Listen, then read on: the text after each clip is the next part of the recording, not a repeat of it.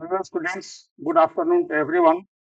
हम लोग एक कैपेसिटर से रिलेटेड प्रॉब्लम्स को देख रहे हैं। तो आज नेक्स्ट डे जो है कैपेसिटर से जो है डी मुखर्जी साहब की बुक के रेफरेंस बुक है, तो उसी का प्रॉब्लम से देखते हैं हम लोग।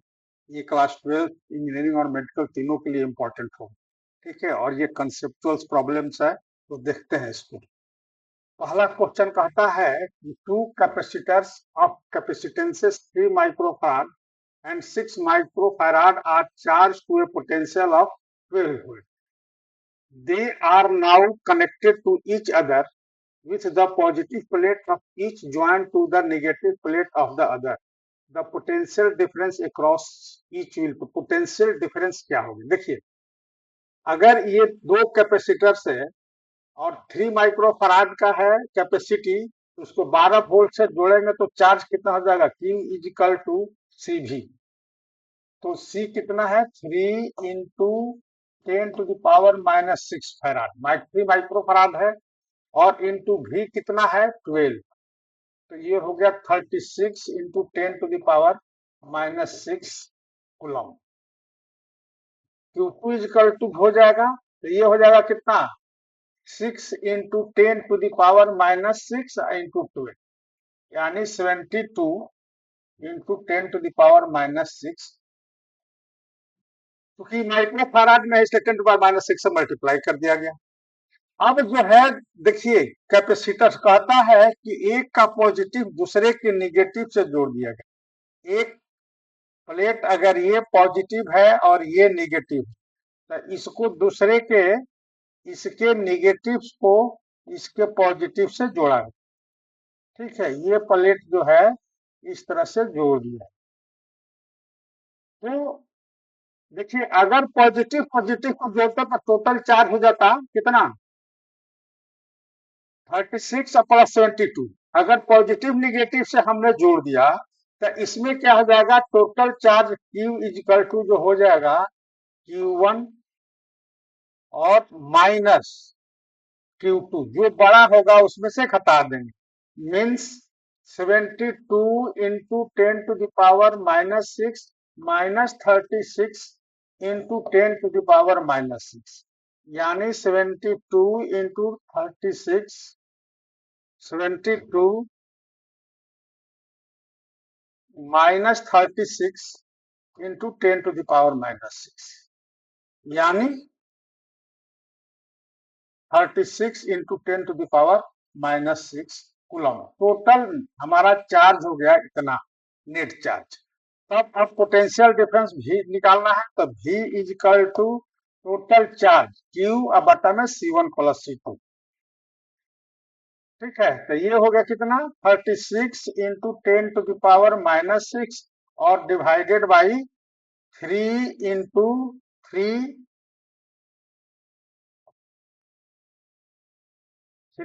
जोड़ 6 इंटू 10⁻�6। ये कट जाएगा। 36/9 इक्वल टू 4 वोल्ट। अगर दोनों पॉजिटिव पॉजिटिव से जुड़ता, 36 प्लस 72 करते 108 डिवाइडेड बाई 9, 12 वोल्ट आता, ठीक है। तो ये हमारा 12 वोल्ट आया। Answer is 4 volt. कितना आया? 4 volt. Answer is C. Next question जो है,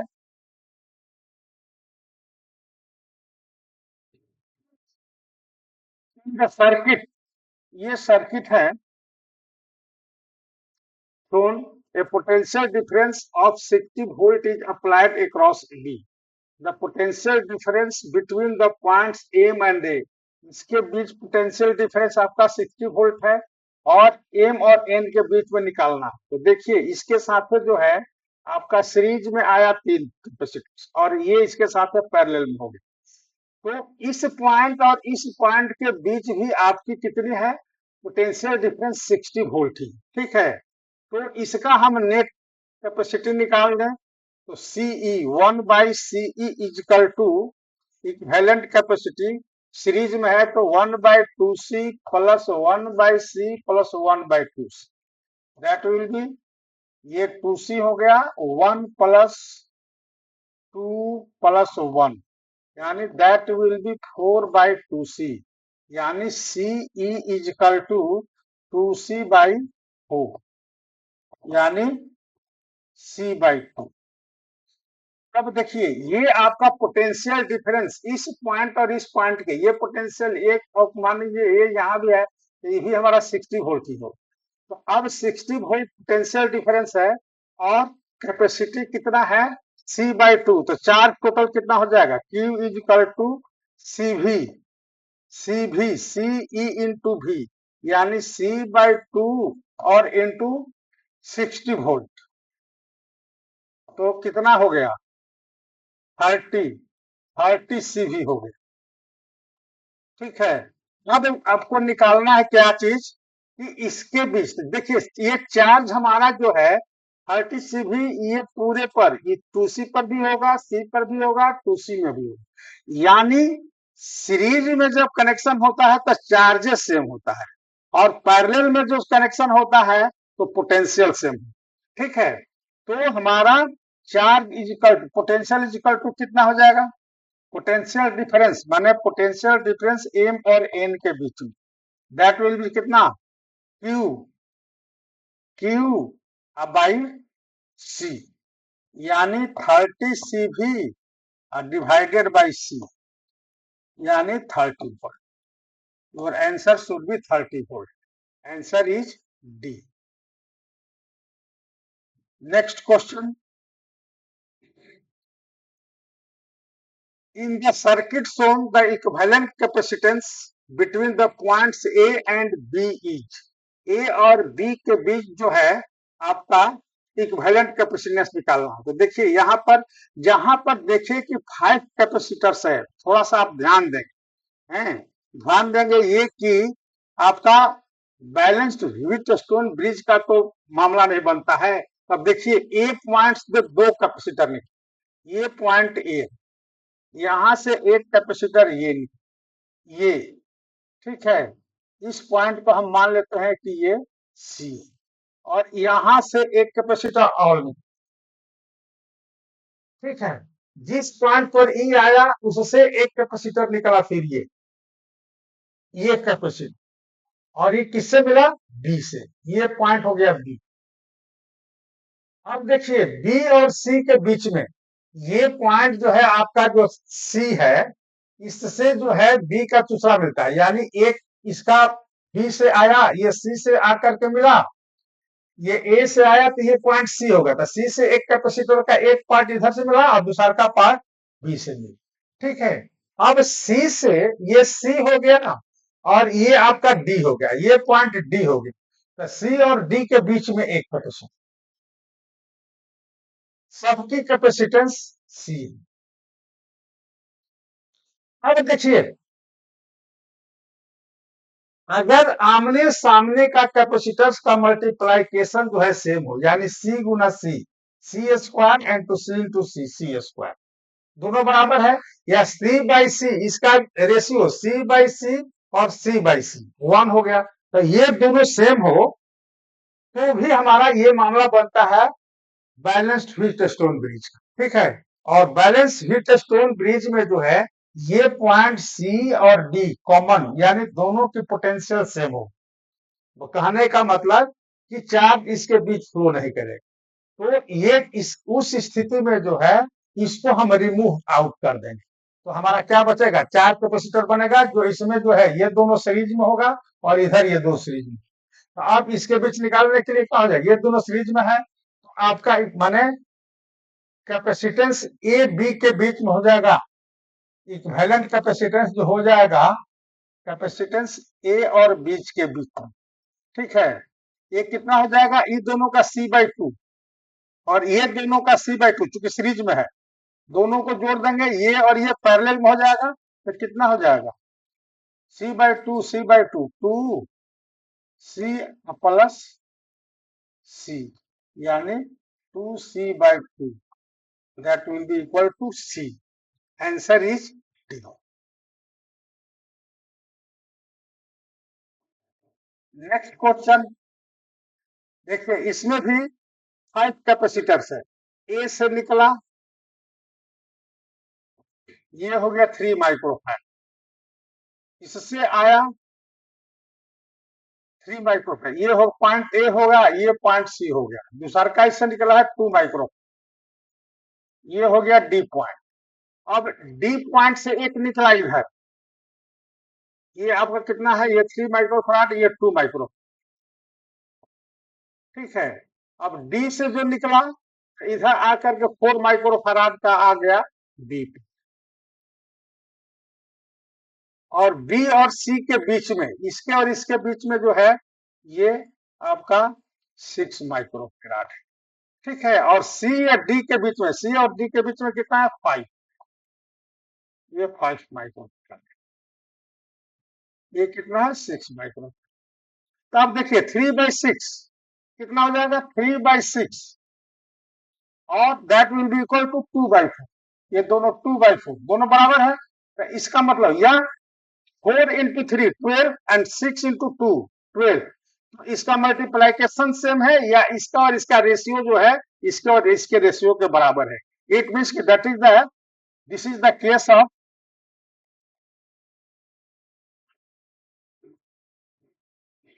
बैलेंस्ड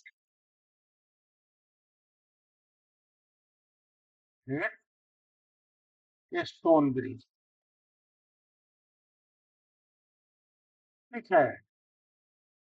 तो ऐसी स्थिति में इसको रिमूव आउट कर देंगे, इसको रिमूव आउट कर देंगे, हमारा जो है इसके और इसमें ये दोनों सीरीज में है, और ये दोनों सीरीज में है, और इसके साथ है ये पैरेलल में है। तो इक्विवेलेंट कैपेसिटेंस जो है बिटवीन ए एंड बी कितना हो जाएगा, इस दोनों का कितना हो जाएगा 6, 6 into 3 या बटा में 6 + 3, जो 2 into 4 और बटा में 2 + 4,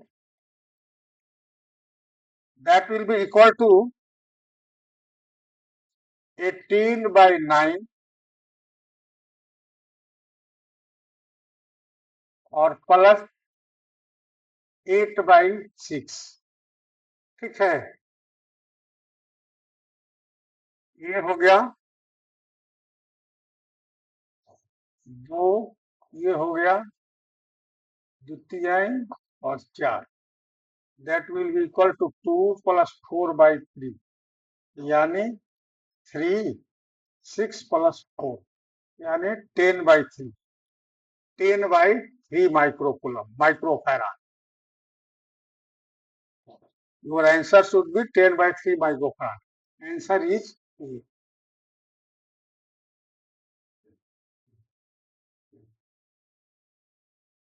Let UA and UB represents energy density,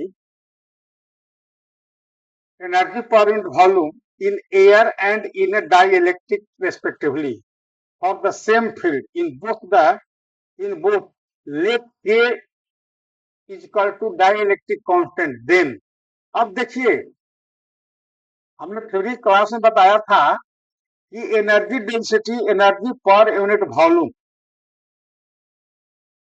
energy density जो होता है दैट उसका एक्सप्रेशन होता है 1/2 epsilon naught E square for free space, ठीक है। तो ये हो गया फॉर फ्री स्पेस, और इन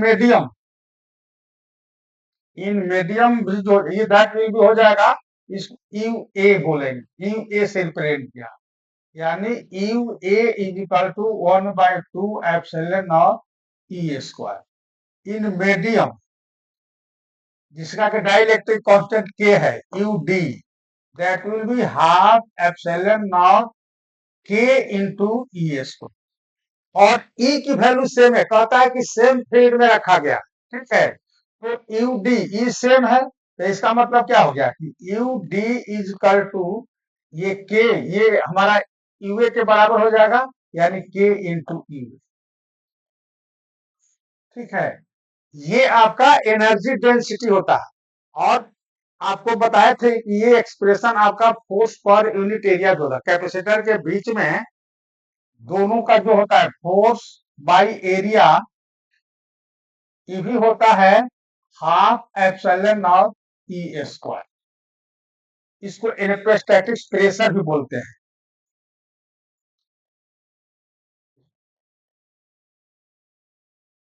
यानी ये एक्सप्रेशन और ये एक्सप्रेशन, ये एनर्जी डेंसिटी है। एनर्जी डेंसिटी मतलब एनर्जी पर यूनिट वॉल्यूम, इसमें ए इंटू डी से मल्टीप्लाई कर देंगे तो टोटल एनर्जी होगा। यानी जो प्लेट है उसकी एरिया और दोनों प्लेट के बीच का डिस्टेंस को मल्टीप्लाई कर देंगे तो वॉल्यूम निकल जाएगा। और ये हमारा टोटल वॉल्यूम में हो जाएगा half epsilon naught E square ए इंटू डी। पर यूनिट वॉल्यूम में तो एडी से भाग दे देगा तो ये एक्सप्रेशन आया। ठीक है, यानी एनर्जी जो होती है वो वॉल्यूम में स्प्रेड आउट होता है, डिस्ट्रीब्यूटेड होता है, ना कि ये चार्ज पर लोकलाइज नहीं होता है, ये प्लेट पर लोकलाइज नहीं होता है। बीच के स्पेस जो है उस वॉल्यूम में जो है ये डिस्ट्रीब्यूटेड होता है। तो एनर्जी डेंसिटी है। अगर इसका पूछेगा कि what is the dimension of this, तो आप एप्सिलॉन नॉट ई का निकालेंगे तो आप निकाल तो सकते हैं, but you can take time. ठीक है, तो उसके लिए क्या हो जाएगा कि आप इसको या इसको आप अगर कहते हैं प्रेशर के रूप में फोर्स पर यूनिट एरिया, तो M L T minus two बटा में एल स्क्वायर, यानी M L minus one T minus two, या एनर्जी पर यूनिट वॉल्यूम, एनर्जी हो गया M L square T minus two बटा में एल की, यानी M L minus one T minus two. तो ये लिखें, यहां से लिखें। ठीक है, दोनों सेम, इसका डायमेंशन हो जाएगा UD is equal to K U A. ये आपका आंसर इज सी।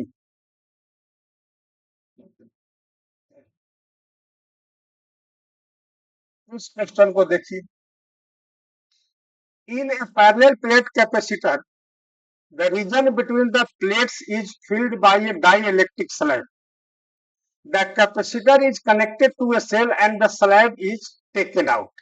अब देखिए, कहता है कि पैरेलल प्लेट कैपेसिटर है, the region between the plates is filled by a dielectric slab. कोई मान लीजिए कि ये आपका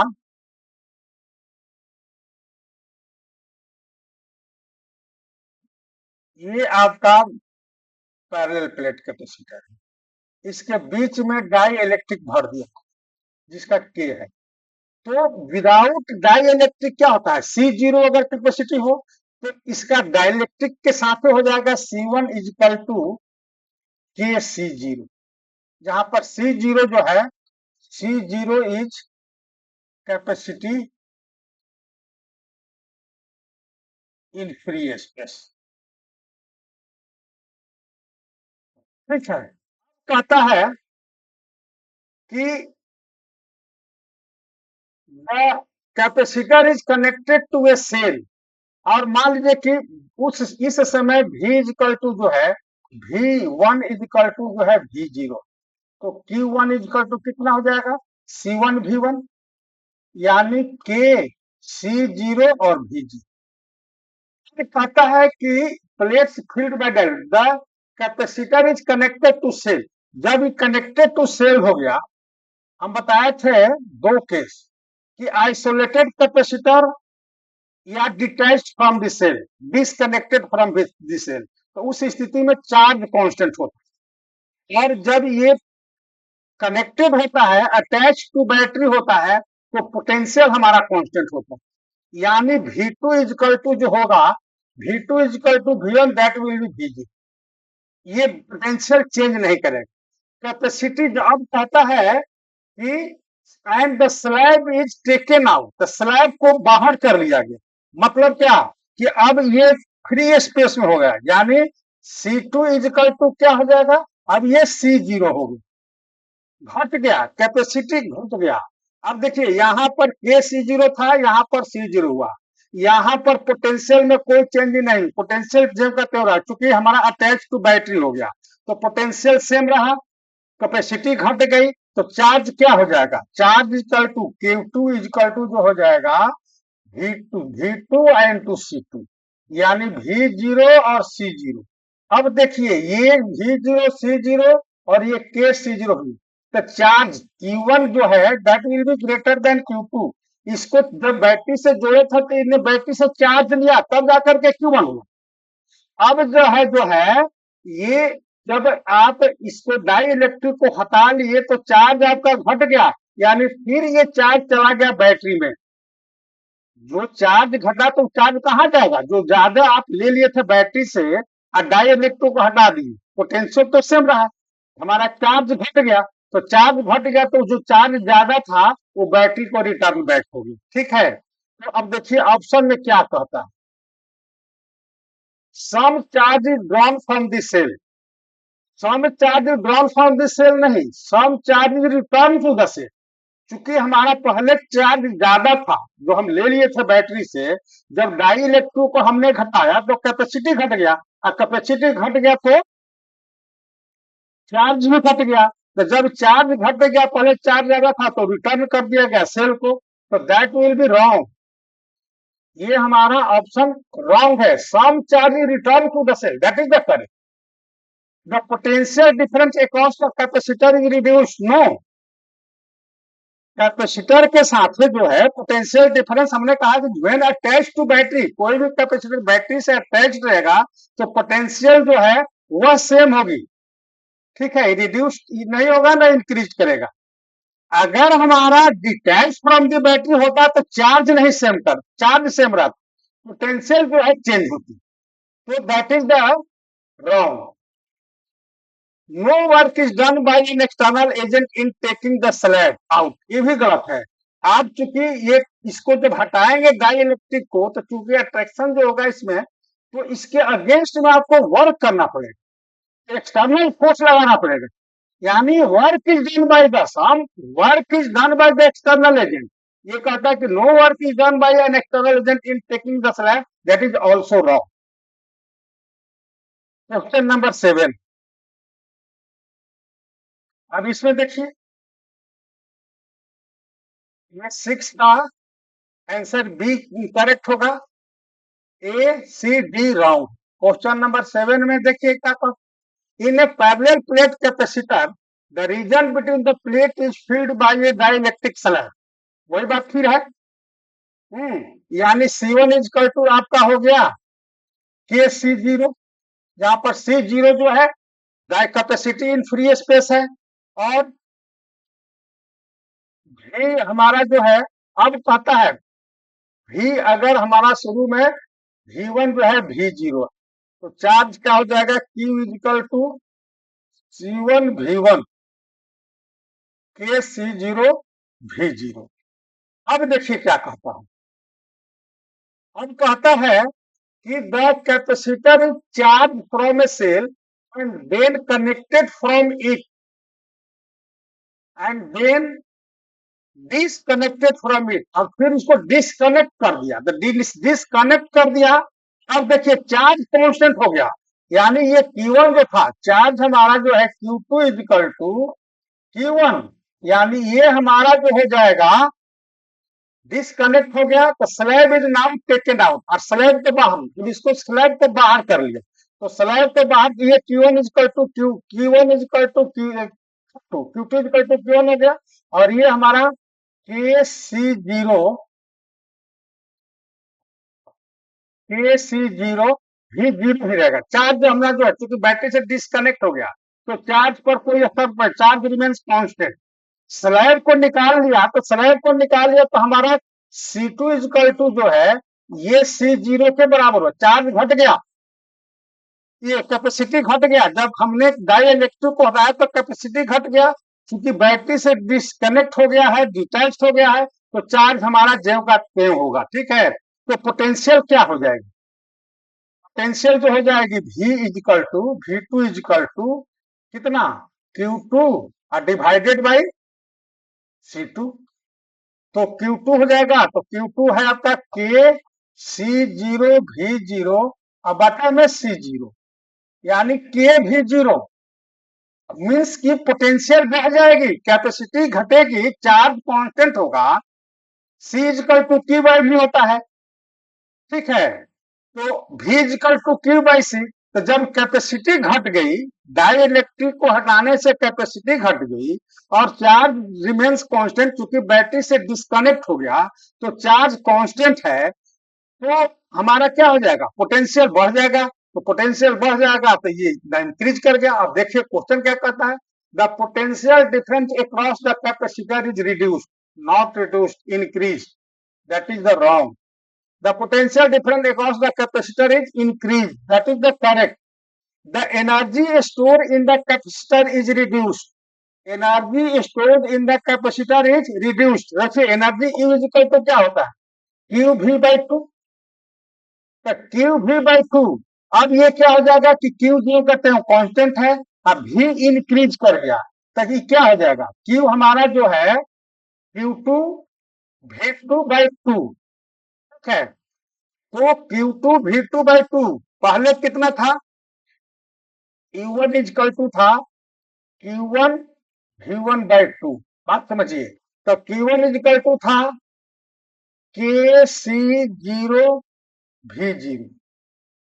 ठीक है, Q1 और V1 जो है इंटू V0 by 2, ये पहले था। ठीक है, यानी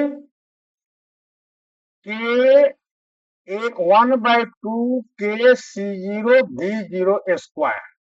ठीक है, बाद में U1 हो गया, ये Q2 is equal to Q2 V2 और बाई 2। तो Q2 कितना है, Q2 चेंज नहीं हुआ है, KC0 V0, और V2 कितना है, V2 है KV0। ठीक है, डिवाइडेड बाई 2, तो ये कितना हो गया, K2 2, तो half K square C0 V0 square. अब देखिए ये आपका जो है K